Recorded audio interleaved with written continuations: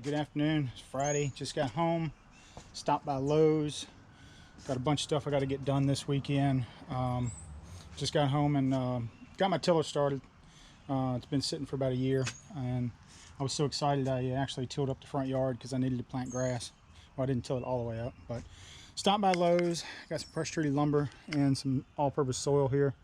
I've got a truckload of topsoil coming because this year I'm going to do some raised beds. We've been just planting some stuff in our little front door garden here. You can see over here I got strawberries coming up. Already got a bloom on one back there.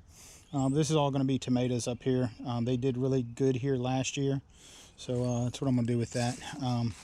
They get morning sun because east is that way, and then they get afternoon sun that's not too hot, so they don't get burned up during the day. As you can see, I tilled up my yard a little bit, threw out some grass seed. And I think I'm going to put this raised bed right back here. I know I need to cut grass.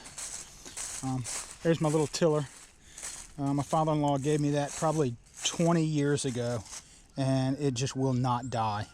So I think I'm going to do the raised beds. I'm going to do it 8x8 right here. Like I said, I got some topsoil coming, and then I got to get this grass cut this weekend too. So real busy. A lot of stuff going on in the world and a lot of stuff going on here. I'm in the food industry. As you can see, I work for this company here.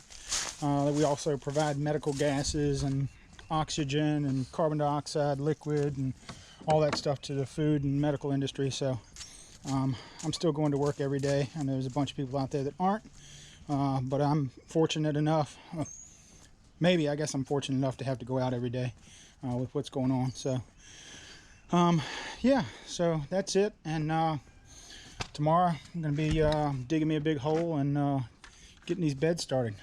See you tomorrow.